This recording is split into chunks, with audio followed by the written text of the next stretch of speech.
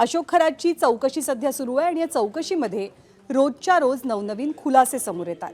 अशोक खरातचं कार्यालय आतापर्यंत चर्चेत होतं, त्यानं बळकावलेल्या किंवा घेतलेल्या जमिनी चर्चेमध्ये होत्या, त्यांनी लोकांना कसं फसवलं हे देखील चर्चेत आलं। पण आता याच अशोक खरातचा मोबाईल सध्या चर्चेत आलेला आहे, जो SITच्या हाती लागलाय आणि याच भोंदूबाबा अशोक खरातच्या मोबाईलमधनं महत्त्वाचे धागेदोरे समोर सुद्धा येतात।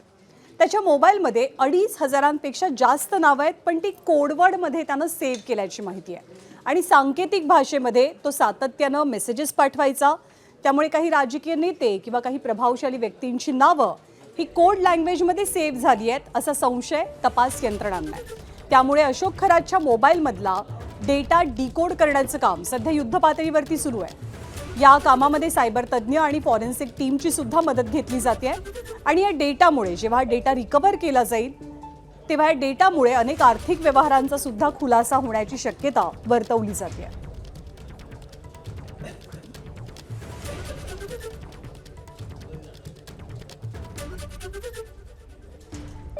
तर भोंदूबाबा अशोक खरातचा मोबाईल किंवा त्यातली माहिती पुढे येणं हे तपास यंत्रणांसाठी इतकं महत्त्वाचं का बनलेलं आहे ते आपण जाणून घेतोय।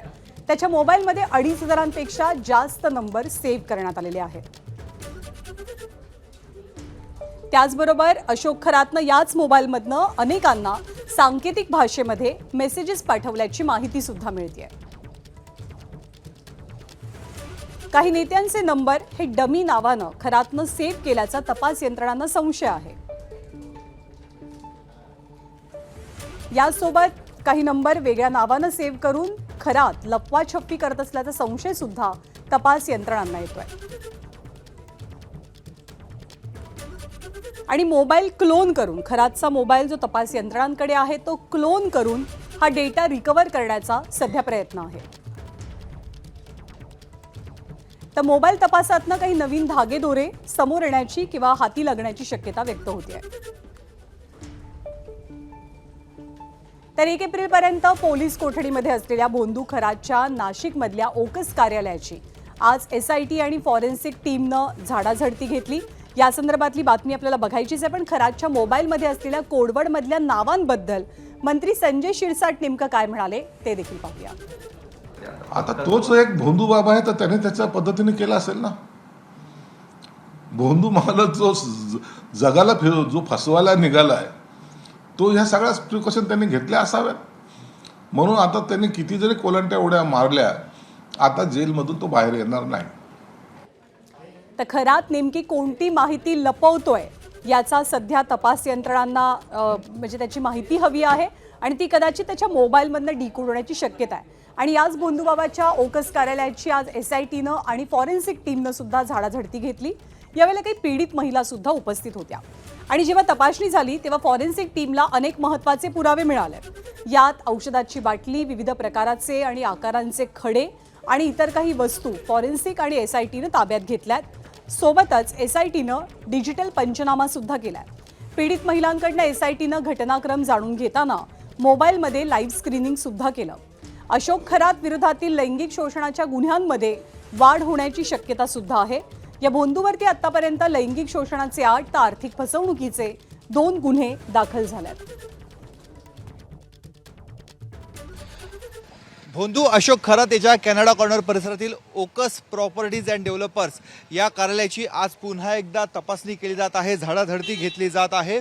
आपण बघतोय फॉरेन्सिक टीम इथे दाखल झालेली आहे, SITचं पथक इथे दाखल झालेलं आहे आणि SITच्या पथकाच्या माध्यमातून पुन्हा एकदा या कार्यालयाची तपासणी सुरू आहे। जे कार्यालयाचं शटर आहे ते अर्धच उघडं आहे आणि आतमध्ये जर आपण बघितलं तर महिला अधिकाऱ्यांसह इतर अधिकारी हे आतमध्ये आहेत। साधारणतः गेल्या 8 ते 10 दिवसांमध्ये 8 ते 9 वेळा या कार्यालयाची तपासणी करत आलेली आहे। तपासणी झाल्यानंतर पुन्हा एकदा हे कार्यालय सील केलं जातं, यासाठी जेणेकरून येथे कुठलीही छेडछाड ही केली जाऊ नये, त्यामुळे हे सील केलं जातं आणि त्यानंतर जे महत्त्वाचे पुरावे SITला अपेक्षित आहेत ते सर्व पुरावे गोळा केले जातात। फॉरेन्सिकची व्हॅन आपण बघतोय की बाहेरच उभी आहे आणि तिथून हे सर्व अधिकारी आतमध्ये जातात आणि त्यानंतर संपूर्ण हा जो तपास आहे तो आपण बघतोय की या पद्धतीने इथे तर खरातच्या ऑफिसमधल्या तपासामध्ये SITला आणि फॉरेन्सिकला नेमकं काय मिळालं, त्यांच्या हाती काय लागलं ते सुद्धा पाहूया.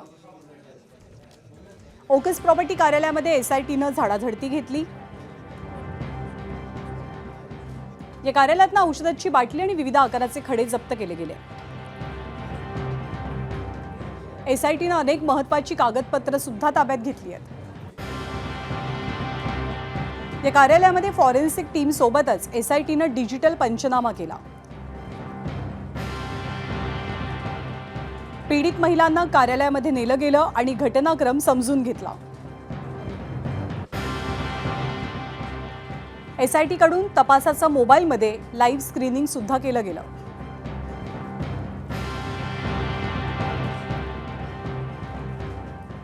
आणि या भोंदूबाबा अशोक खरात प्रकरणी अडचणीत आलेल्या रुपाली चाकणकरांनी आज एसआयटी चौकशीला जाण्याचं टाळलं. रुपाली चाकणकर या भोंदू खरातच्या शिवनिका ट्रस्टवरती सदस्य होत्या आणि भोंदू खरातचं प्रकरण दाबण्यासाठी पोलिसांवरती दबाव टाकल्याचा आरोप रुपाली चाकणकरांवरती आहे. त्यामुळे एसआयटीनं चाकणकरांना समन्स बजावलेलं.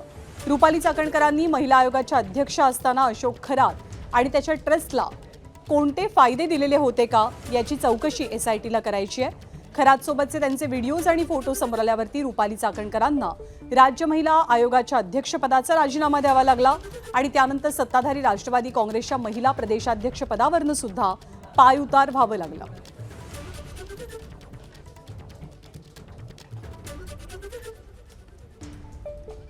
तर मंत्रतंत्रच्या नावाखाली, अंधश्रद्धेच्या नावाखाली लोकांना भीती घालून, लोकांचं शोषण करून या अशोक खरातनं महिलांना लुबाडलेलं तर होतच, पण अनेक उद्योजकांची सुद्धा या अशोक खरातनं लूट केलेली होती, फसवणूक केलेली होती.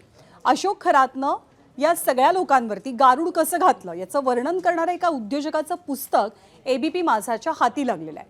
या भोंदू खरातचे तत्कालीन भक्त असलेले सिन्नर सहकारी औद्योगिक वसाहतीचे चेअरमन नामकर्ण आवारे यांनी असामी नामकर्ण हे आत्मचरित्र लिहिलं, ज्यामध्ये त्यांनी अशोक खरातला अद्भुत आणि चमत्कारिक पुरुषाचा दर्जा दिला. 2012 साली त्यांनी हे पुस्तक लिहिलं होतं आणि याच पुस्तकात नामकर्ण यांनी खरातवर तब्बल 13 पानं खर्ची घातली आहेत. त्यातून खरातबद्दलच्या अनेक गोष्टी समोर आल्यात.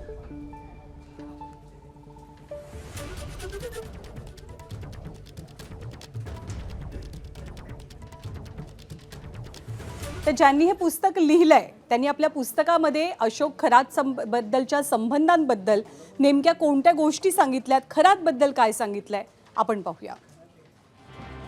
या पुस्तकामध्ये ते असं म्हणतात की त्यांची आणि खरातची भेट 1999 साली झाली होती. तेव्हा हे उद्योजक माणिकराव कोकाटेंच्या प्रचाराचं काम करायचे. प्रचारादरम्यान काहीसा वाद झाला आणि हा सगळा वाद पोलीस स्थानकापर्यंत पोहोचला. त्यावेळी अशोक खरात तिथे पहिल्यांदा भेटला. त्याचवेळी अशोक खरातनं माणिकराव कोकाटे 23,450 मतांनी निवडून येतील अशी भविष्यवाणी केली होती. पण मतमोजणीवरनं परतताना अपघात होईल, त्यात 2 कार्यकर्त्यांचा मृत्यू होईल असंही खरातनं सांगितलेलं. आणि खरातनं सांगितल्यानुसार दोन्ही घटना खऱ्या ठरल्याचं या उद्योजकानं आपल्या पुस्तकात नमूद केलंय. खरातची भविष्यवाणी 100% खरी ठरते हे जाणवल्याचा उल्लेख सुद्धा या पुस्तकात आहे. आणि त्यानंतर संबंधित उद्योजक अशोक खरातच्या सानिध्यात आला. अद्भुत आणि चमत्कारिक असे 2-3 प्रसंग घडल्याचा उल्लेख सुद्धा या पुस्तकात आहे. त्यामुळे खरात सर्वसाधारण नाही तर सिद्धपुरुष असल्याची खात्री पटल्याचं सुद्धा संबंधित उद्योजकानं म्हटलंय. आणि बीएससी नंतर खरातनं सैनिकी शिक्षण घेतल्याचा उल्लेख या पुस्तकात आहे. पॅरिसमधल्या सोबॉन विद्यापीठातनं खरातनं ओशनॉलॉजीमध्ये पदवी घेतल्याचं सांगितलं गेलंय. त्यात त्याला सुवर्ण पदक सुद्धा मिळालं. खरातनं शंकराच्या 5 सिद्ध मंदिरांचं बांधकाम करण्याचा संकल्प केला होता असं उद्योजकाचं म्हणणं आहे. आणि त्यापैकी एक मंदिर गावच्या परिसरात बांधण्याचं ठरवलेलं होतं. त्यासाठी शिवनिका संस्थान ईशान्येश्वर मंदिराची स्थापना करण्यात आली.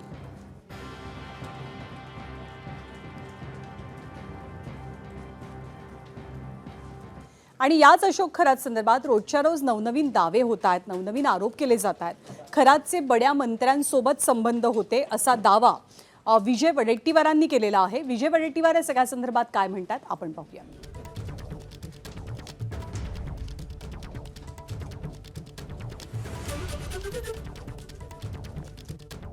या खरातला मोठी करणारी कोण, तर राजकारणी, प्रशासनातील मोठे अधिकारी यांच्यामुळे तो खरात मोठा झाला.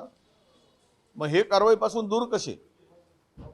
हे कारवाई यांच्यावर केलीच पाहिजे. संपूर्ण खोलवर जाऊन चौकशी केली तर मला वाटतं की मंत्रालयातील अर्धे लोकांनी पांढरे पैसे करून देण्यासाठी खरातचा वापर केला असेल, हेही पुढे सिद्ध होईल.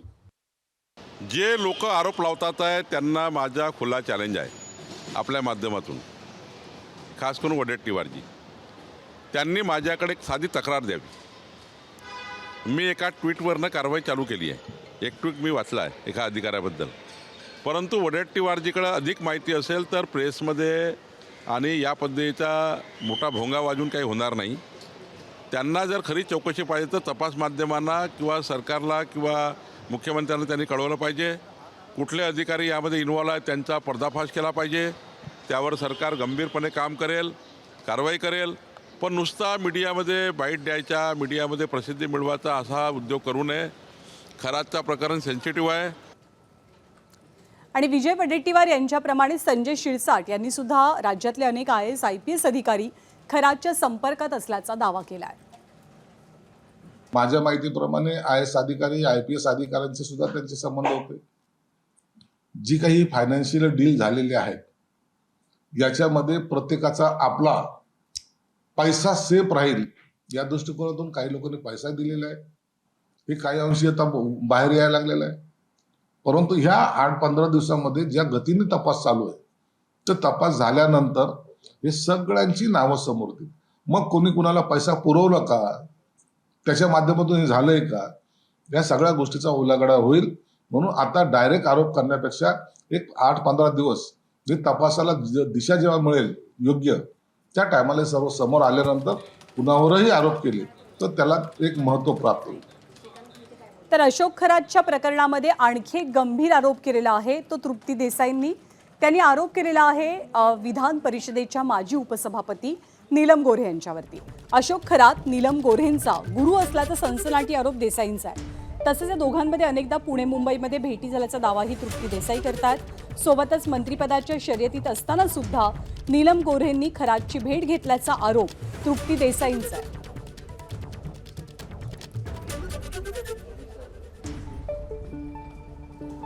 नीलमताई गोरे या ज्या आहेत त्या 6 ते 7 वर्षापासून अशोक खरातच्या भक्त आहेत आणि अशोक खरातला जे आहे ते आमदारकी मिळावी म्हणूनही त्या कॉलेज रोडच्या ऑफिसमध्ये भेटायला गेलेल्या होत्या. जेव्हा त्यांना मंत्रिपद पाहिजे होतं आणि ते मंत्रिपद मिळावं ते भविष्य बघण्यासाठी सुद्धा कॉलेज रोडच्या खरातच्या ऑफिसमध्ये नीलम गोरे ज्या आहेत त्या तिथं पोचलेल्या होत्या. कोरोनाच्या आधी जेव्हा तुम्ही एक्सप्रेस इन नावाच्या 5 स्टार हॉटेलमध्ये पाथर्डी फाट्याला मुक्कामाला होता त्यावेळेला अशोक खरात तुम्हाला हॉटेलमध्ये का भेटायला आलेला होता? मग तुमचं भविष्य सांगायला आलेला होता का तुमचे त्याच्याशी इतर आर्थिक देवाणघेवाणीचे संबंध आहेत? नीलम गोरे मुंबईला अशोक खरातला किती वेळा भेटल्या किंवा अशोक खरातच्या मोबाईलमध्ये जो नीलम गोरेंचा नंबर सेव्ह आहे ते CDR जे आहेत ते आता SIT प्रमुखांनी तपासणं गरजेचं आहे. आणि तृप्ती देसाईंनी केलेले हे सगळे आरोप नीलम गोऱ्हेंनी फेटाळून लावलेले आहेत. नीलम गोऱ्हे काय म्हणाल्यात आपण पाहूया. दुसरं माझं म्हणणं असं आहे की ज्यांना काय म्हणायचं आहे ना त्यांनी ते जरूर म्हणावं. आणि त्या संदर्भामध्ये ती व्यक्ती जी बोलते आहे उद्या एखादा माणूस माझ्याकडे येऊन सांगेल की बाबा अमक्या जी दुसऱ्याकडे पैसे मागितले होते त्याचं काहीतरी तर पुरावा काहीतरी तर दिलं पाहिजे ना. असं कोणी काही सांगेल. आणि विरोधकांनी याच अशोक खरात सोबत दीपक केसरकरांचं सुद्धा कनेक्शन जोडलं. केसरकरांवरती सुद्धा अनेक गंभीर आरोप केले. त्यानंतर केसरकरांनी एक पत्रकार परिषद घेतलेली होती आणि स्पष्टीकरण दिलं.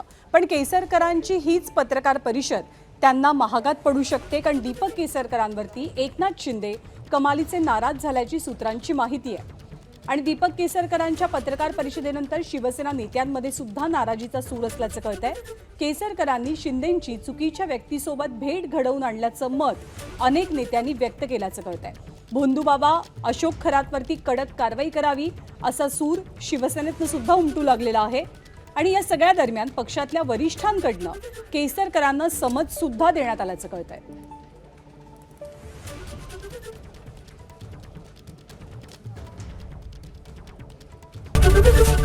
एबीपी माझा, उघडा डोळे बघा नीट.